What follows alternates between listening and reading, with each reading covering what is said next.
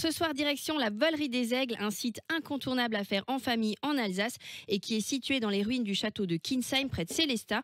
On commence donc par un peu d'histoire, rien que pour toi Erwan, parce que je sais que t'adores ça. J'adore l'histoire, mais j'adore surtout l'histoire avec toi. J'aurais bien aimé t'avoir comme prof d'histoire au collège. Ça aurait été sympa. On part à Kinsheim, c'est ça? Alors Kinsheim était connu au VIe siècle sous le nom de Régis Villa et à l'époque, les rois mérovingiens en avaient fait le centre d'un vaste domaine qui englobait aussi le Haut-Königsbourg. Et il se raconte que le célèbre Charlemagne aurait passé ici ses fêtes de Noël dans le Palatium Celestatis.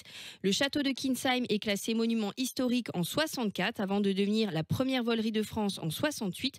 On ne pouvait pas imaginer mieux qu'un château pour accueillir les plus grands rapaces du monde. Au début, l'objectif, c'était quoi? Alors dès le départ, la Volerie des Aigles avait pour vocation de sensibiliser le grand public à la biodiversité et à la sauvegarde de ces oiseaux de proie, mal connus et injustement chassés, au travers de spectacles ludiques et pédagogiques. C'est aussi un des plus importants centres de réintroduction de rapaces en France. J'ai eu la chance d'ailleurs de découvrir la pouponnière tout près du château il y a quelques années. C'est un travail passionnant qui occupe les équipes de la volerie toute l'année et qui participe ainsi activement et à la conservation d'espèces protégées ou en voie de disparition depuis la fin des années 70. On peut admirer toutes sortes d'oiseaux, hein. Tout à fait, on pourra admirer aigles, vautours, faucons, chouettes et hiboux dans les ruines du château de Kinsheim du mois d'avril au mois de novembre. Mais ils vont aussi vous décoiffer lors de spectacles aériens. Et j'abuse pas quand je dis ça, puisqu'ils vont voler juste au-dessus de vos têtes durant 40 minutes.